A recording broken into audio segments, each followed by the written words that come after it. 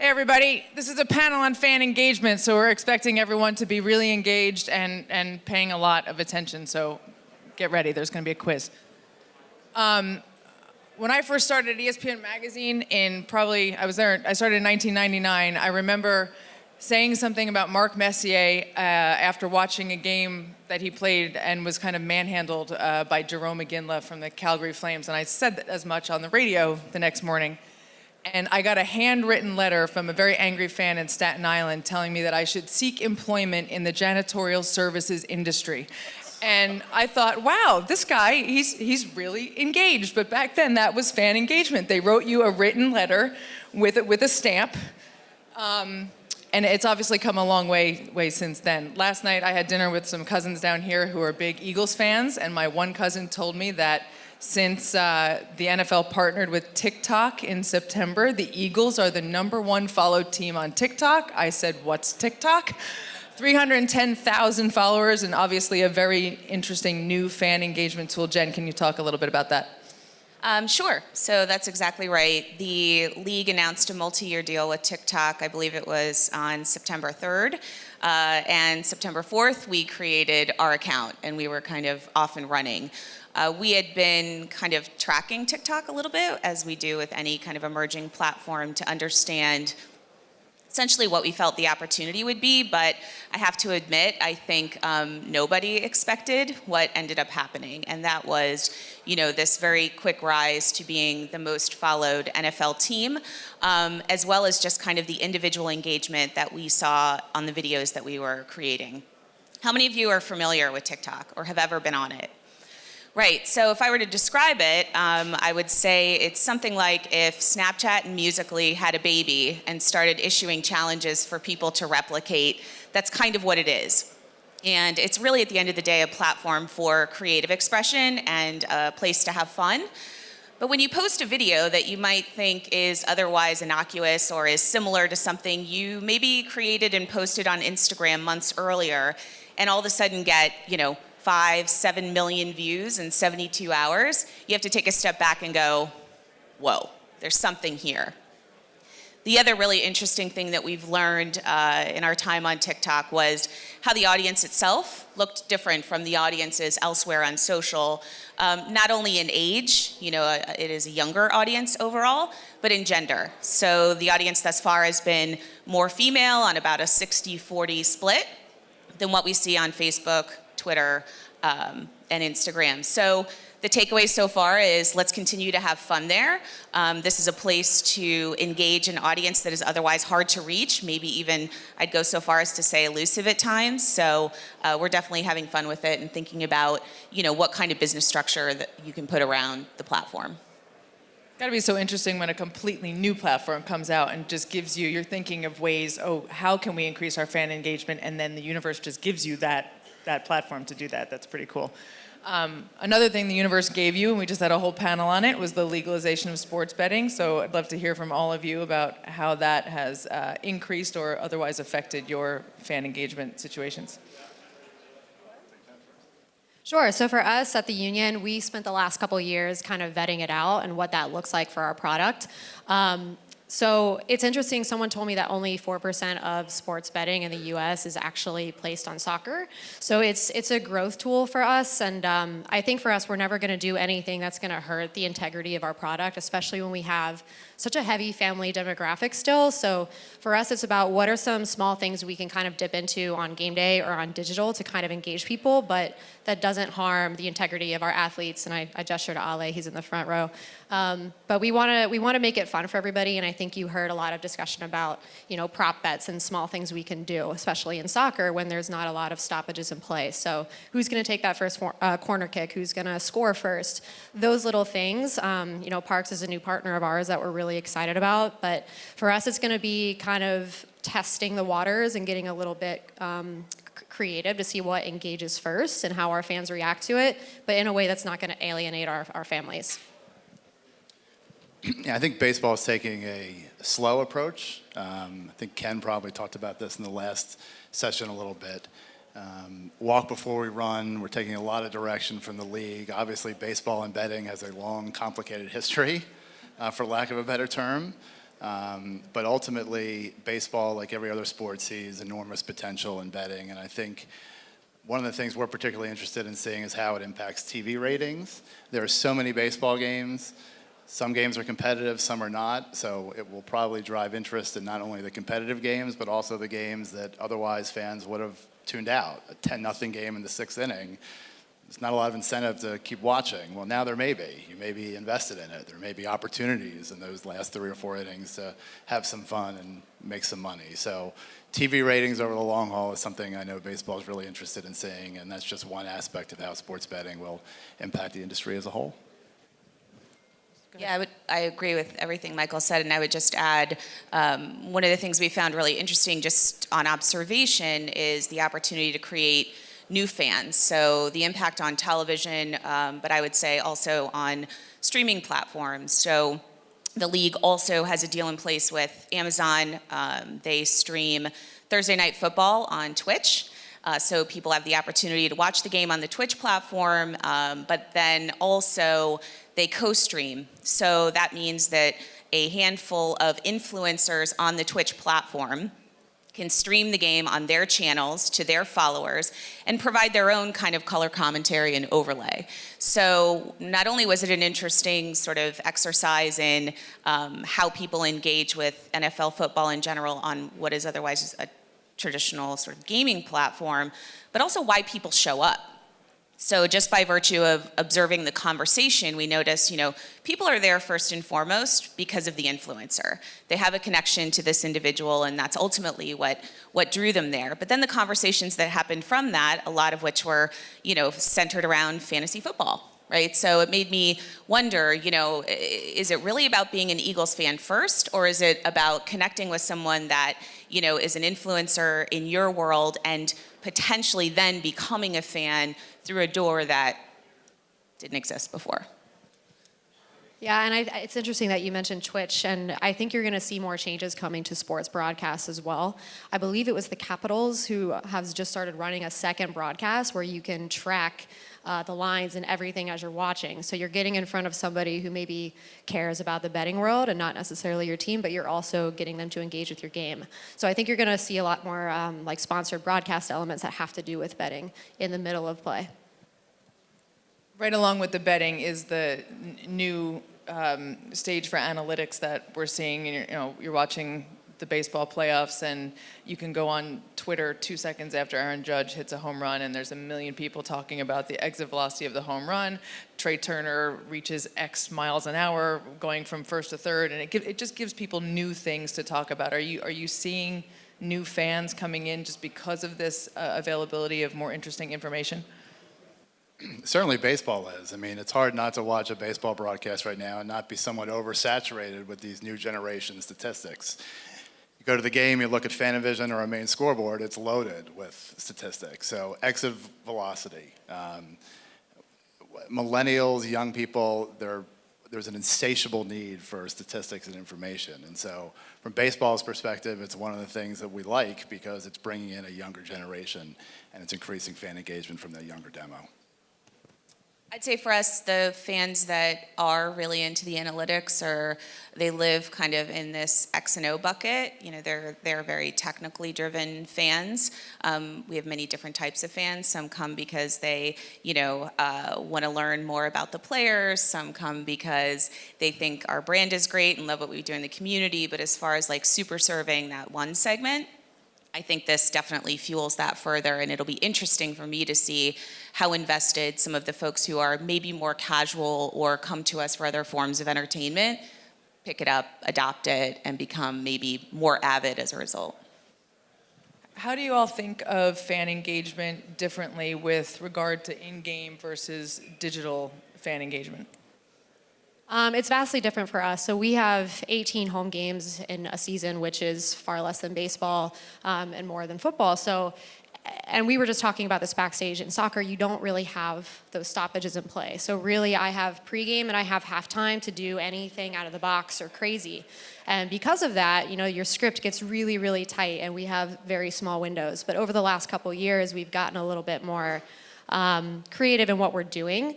And what we found is that, people who are coming to my games are also going to Jen's games, they're going to Phillies games, and they expect that constant sensory overload of, what are we doing? Are we doing performances? Are we doing a flash mob with our mascot for 90s night? Are we doing a circus act for his birthday? Just weird things that we've tried this year that have actually done very well and have actually simmered into some other things that we do digitally.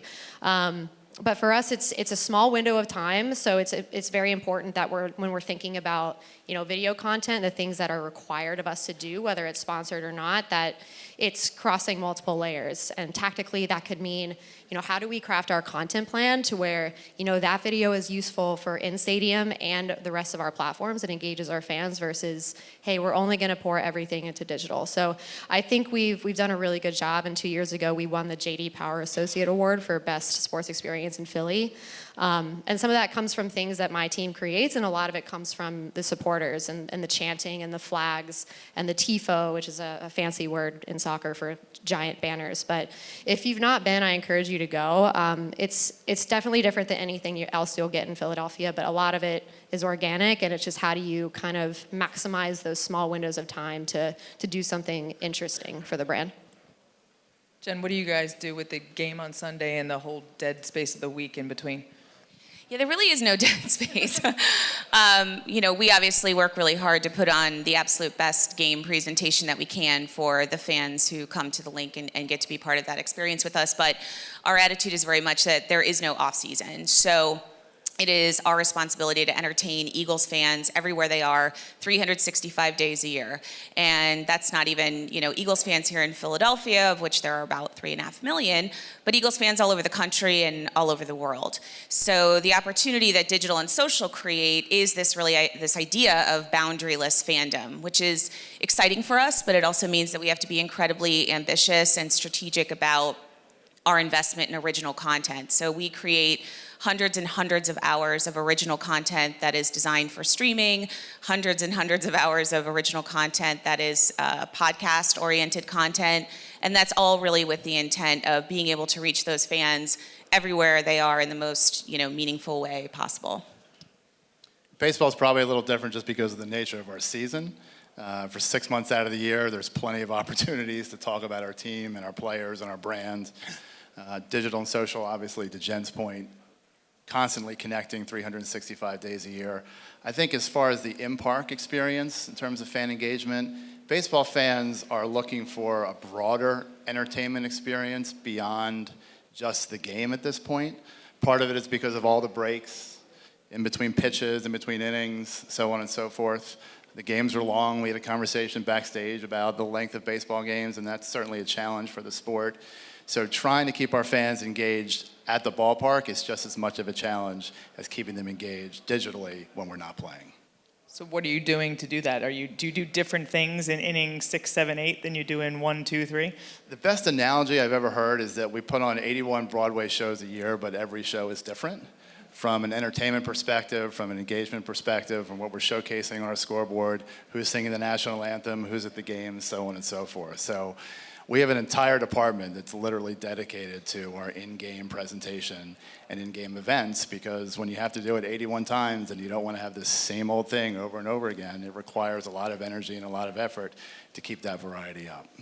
What's the strategy for all of you with regard to reaching the digital fans in-game while you're trying to hold the you obviously you're putting on your Broadway show in the ballpark, but what are you doing for the fans that are watching on TV and on your social media and whatnot? So for us, the formula that we've kind of found is that if it's a highlight or if it's a game day atmosphere, that's all they want. People are way more engaged on game day for us than they are during the week. If we win, they're very into things on Sunday, Monday. If we lose, they're still into it, but the sentiment is a little different. So for in-game, we're very precise on what we're putting out there. People want to check back for things. So in soccer, they're kind of glued to what's happening on the field, but when something happens, whether it's VAR or a goal scored or whatever, they check our channels first for that replay, and we know that. So we're pretty quick on soccer-specific content because we know that's what our people want. And then for people at home, it's more of like that FOMO strategy. So I mentioned, we had we won an award for our game day experience, and we've sold out 9 of our last 12 home games this season. The more you can encapsulate, what is that word? Encapsulate? Having trouble today. Encapsulate? Yeah. Anyway, the more you can try to get them to want to be there the next time, that's really what we've been focusing on, and we've tried to do that through video, through sound bites, through influencers at our game, just talking about what the atmosphere is. So those 3 things, if it's a highlight, if it's game day experience, or if it's something that they can replay, that's what's worked for us. Yeah, so a couple of things. One, I'll say we're very fortunate in the sense that my teams, my marketing teams, social teams have a really great relationship with the football side of the business and the players by extension. So that means that we can capture content and share content that really nobody else could share with them, whether it's like being in the huddle or right in the end zone the moment we score a touchdown. That's something obviously that creates a ton of value. Our app is also incredibly important. So we've created a live game day experience that basically flips the app from its normal state into more of a companion state. So while you're watching the game, we're giving you, stats and bonus content that you can't get anywhere else. And if you're at the link, you have the ability to, get into the app and look at, end zone angles and things that aren't available to folks who are at home, but are definitely designed to enhance the experience for folks in the stadium. So I think this brings up, excuse me, a broader point that is going to touch everybody in this room today, which is that as technology continues to evolve and improve, the in-park experience and the at-home experience will creep closer and closer together. And that's a good thing because it benefits the sport, it benefits the brand, it connects your fans, and that's the goal of everybody's job. But ultimately, we need to ensure that the in-park experience remains unique enough that it's still the number one option for fans, right? We're going to get to a point at some point, it may not be in our lifetime, where not going to a game may be just as appealing as going to a game because the technology is going to get to a point where you're going to be so immersed and you're going to be able to experience things that you really can't be, that you can't do at a game. So we just need to be a little bit careful. Technology that supplements the in-park experience is really what I think the clubs are focused on right now. Technologies that are trying to replicate the in-park experience or take away from the in-park experience, there's some danger there. So as all of this continues to evolve, I think we all just need to be very mindful of that. At the end of the day, look, for me, going to a game, tailgating, the energy, the FOMO, that will always supersede everything else. Encapsulate the FOMO. Encapsulate the FOMO. But as this younger generation gets older and this virtual generation continues to expand, those challenges will become much more complex for all of us. Talk about the virtual generation with the esports now. How do you guys see esports affecting fan engagement? I know, Alyssa, you guys have done some initiatives around esports.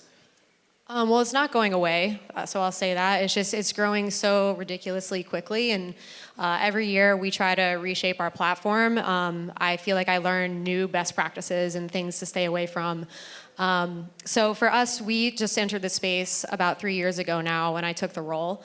And it started off as us kind of using it as a grassroots platform. So MLS started this initiative called EMLS, and it's basically the league competitive gaming structure. So every team has to have a official gaming representative to go compete on behalf of the club in these tournaments. And they looked at all the clubs and said, you have to go find somebody. And a lot of teams, they just signed a professional or they just found someone who was a streamer and said, here you go, you're going to wear our jersey. We said, no, I feel like people from Philly want to see somebody from Philly. So we went on this quest to find the best FIFA player in all of Philly, and we ran this massive open tournament with Nerd Street Gamers. And we found this kid from Westchester who just came out of nowhere and won everything. His name is Dulsta in the game. And what that led to for us was it became kind of a publicity platform. Because all of a sudden we had a story to tell with this kid, and he... people love that nothing to something story, and my publicist was able to pitch him to Bloomberg and ESPN and Cheddar and all these platforms. So we've kind of reshifted our focus on how esports is not just popping up monitors and consoles and saying, here, go play in this event, and there's a prize pool, yada yada. It's more about what's the best way to get a story that reflects like what the club's goals are. Is there a PR angle here? Is there something scalable that we can continue to do, and is there anything that provides value to a future partner? So I think version 2 of this is how do we scale it more than we've already done, and how do we do it differently? Because we've already had that homegrown story, but I think you're going to see teams try to bridge the gap between actual sport and the game, and that comes from using your athletes, that comes from weaving it into game day, stoppages in play, just how can you get really weird and crazy with it, and just what sticks.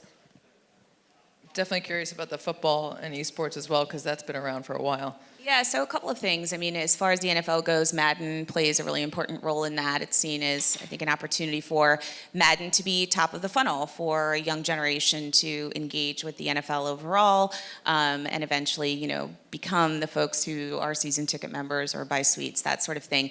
But I think it's a way to meaningfully participate in pop culture moments as well. I think we were the #1 rated team on Madden, but my folks should fact check me on that. But aside from that, that was a fun thing to talk about, right? We created a lot of original content with our players at the moment they were learning, what their scores were, which creates fun opportunities to lean into and present, the length that, or the extent to which our players are hardcore gamers. So I think for us, it's about acknowledging this segment of our fans who, really do have a passion for esports and trying to find authentic connections back to who we are as a brand and a team as much as we possibly can. I wanted to ask you a question. One of the things we were going to talk about is how augmented reality and virtual reality are going to play a role in fan engagement. I know the Phillies have had a few augmented reality initiatives already. So.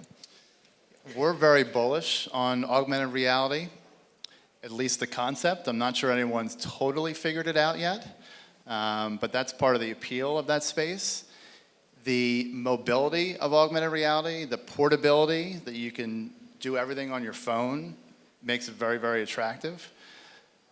This past season, we did something for the first time to our knowledge where we actually used AR to promote an Aaron Nola bobblehead giveaway. And basically the concept was during the TV broadcast, fans would point their phone at their TV screens, and through a QR code, the viewer would be launched. They then repointed their phone at the TV screen when the bobblehead appeared, which was the trigger image, and the bobblehead virtually would show up on your phone. And you could move it around, and it was 360. The head would bob up and down as you moved it.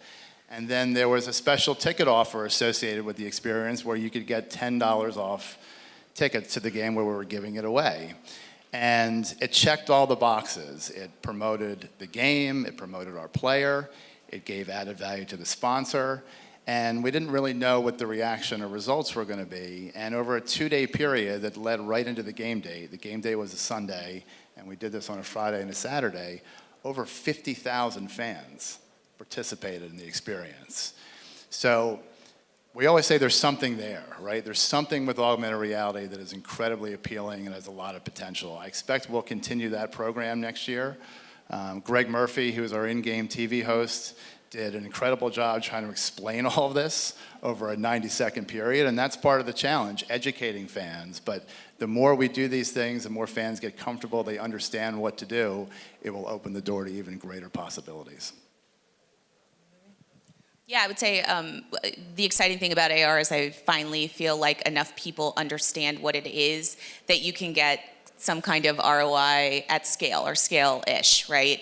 So everyone has a mobile phone in their hands. For the most part, we all know what QR codes are or, can understand language around open up the app and scan this thing.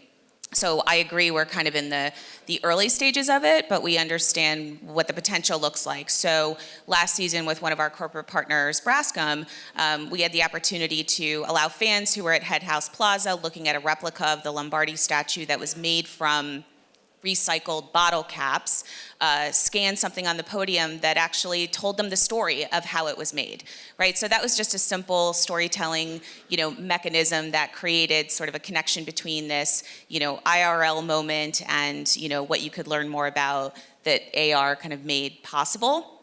Also, as part of Eagles Autism Foundation, we have an event every year, Eagles Autism Challenge. It's a run, walk, bike.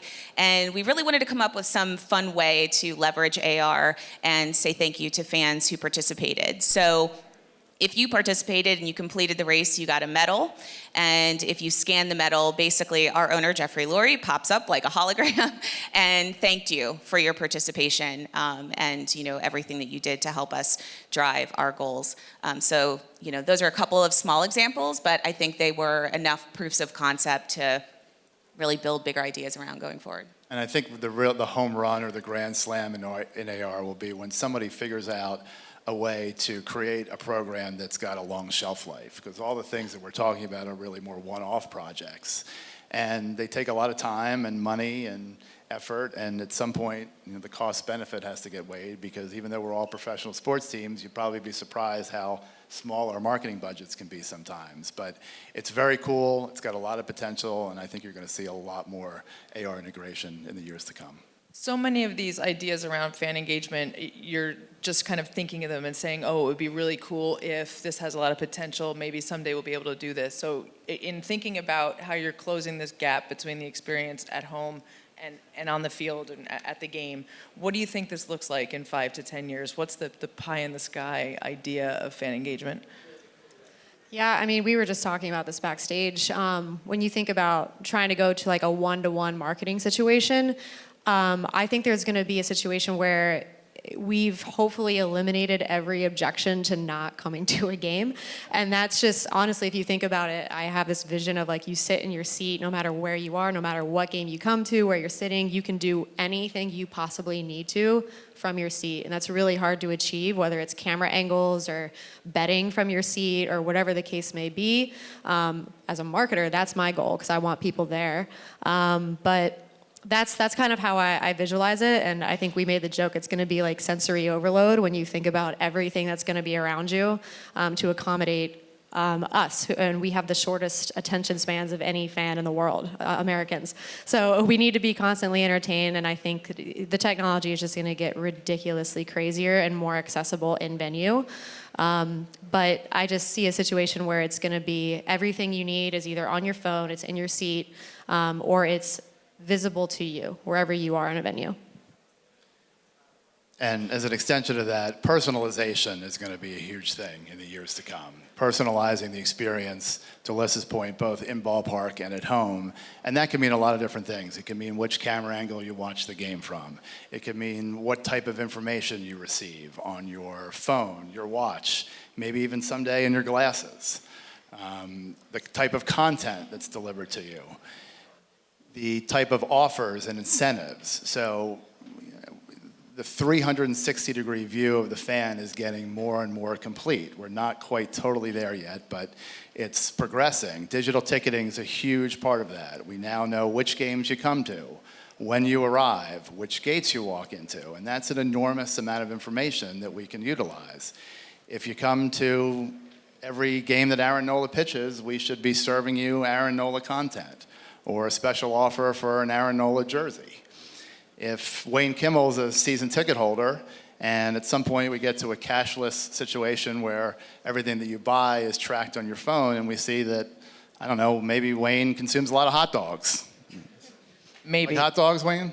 Okay, so if we know that, when we go to renew Wayne in the offseason, instead of serving him just a vanilla renewal package, maybe we customize it, knowing what he likes to do and what his buying behaviors are. So the ability to personalize the experience broadly is going to be a huge step. And again, we're getting there, but there are a few more pieces, and then it'll really make it complete. I couldn't agree with you more. I think all of these platforms and all of this technology is really just a means to an end. And if I had to be really specific about that, I would say all of this is designed to not only be hyper-personalized for you as an individual, as Michael said, at scale, but also to reverse engineer from a feeling, whether that feeling is I want a hot dog, or I feel closer to the team, or I feel like I'm part of the celebration, or I feel like I'm at the game, even if I'm not kind of physically there. And not to be underestimated what a challenge that is. You know, when you think about, as marketers, we talk about audience segments all the time and personas and how they vary and, you know, how we personalize experiences to them. But this, with the proliferation of technology, is going to be a real challenge and probably one of the most important things we have to crack the code around. If you guys were here this morning listening to Brian Westbrook talk, he spoke at the end of his talk about the importance of giving, and it kind of made me think about how all of these great tools you have for fan engagement can impact the teams and the league's different social responsibility platforms. How are you using these fan engagement tools to help with that? So for us, you know, I mentioned Eagles Autism Foundation brand that we launched this year, really to capture all of the initiatives that the Eagles participate in and drive within autism, all designed to sort of drive from awareness to action. And that, you know, responsibility of building a brand means that you've got to serve those people and grow those audiences the same way that we do with our team brand and with the same care. So it informs, you know, our approach to social. It informs the types of experiences that we bake into game day that are accessible via the app, that encourage people to get involved with us, be it, you know, sign up to register to be a fundraiser or to run or walk or bike with us. So we see each of these opportunities as equal opportunities for Eagles Autism Foundation in as much as they are for team engagement, because again, you know, if it's reverse engineer from a feeling, the feeling is not dissimilar. The feeling is investment. The feeling is, you know, connection to community. The feeling is, you know, making a difference, feeling like you're a part of something larger. So all of these things present, you know, the exact same opportunity in our minds. Yeah, I would agree. For us, our fans, we found that they really care about just a select amount of platforms, and we found that military and childhood cancer has been those two outside of the work that our foundation does, which is building mini pitches across the Philly area or revitalizing soccer in high schools. But we sort of took that mindset and the data that we had, and we said, let's really focus all of our time on those two, but make sure we're doing it in a way that connects back to soccer. An example of that is for military appreciation this year, we ran a tournament called the Battle of the Branches, and we did it on the deck of the battleship New Jersey. So we invited veterans and military members from all over the area to actually like play futsal on the battleship, which was very cool. And we partnered with the USO to do so, to kind of raise money to go back to those organizations and to the battleship, which is actually a Philadelphia relic in a museum. Another example of that is, you know, our fans really like to see the teams come together.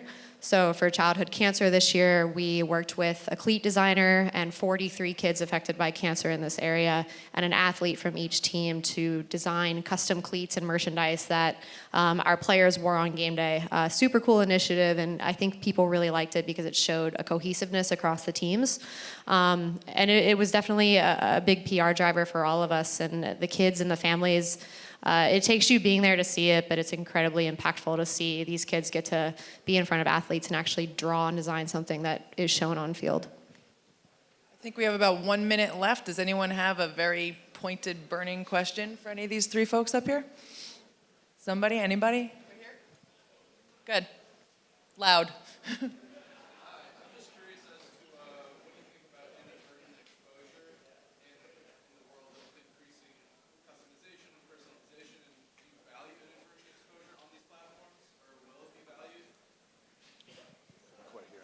So the question was, how do we value inadvertent exposure? Maybe explain what you mean by inadvertent exposure. Like media that that's not curated to you, stuff that's not filtered for you.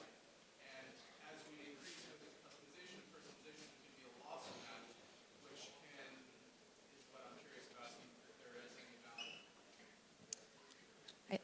I think I understand the question. Let me take a stab. I would think about it this way, right? There's many different doors in which you can bring a potential new fan or new audience through. One could be, I'll just use my own football example, but your hardcore interest in the game, your pop culture interest in the team, or your affiliation with autism, and then by extension, your connection now with the Eagles. But if you think about a funnel, there's an opportunity to continue to bring people broadly through this funnel. At some point, at which some point personalization becomes important, while simultaneously, I would say, running initiatives that are very hyper-targeted. So in my opinion, I think the two continue to coexist, and I don't see a time too soon where you just shift all of your attention only to personalized experiences and don't have this awareness of how your brand lives and breathes in a broader way. All right, thank you guys very much for listening.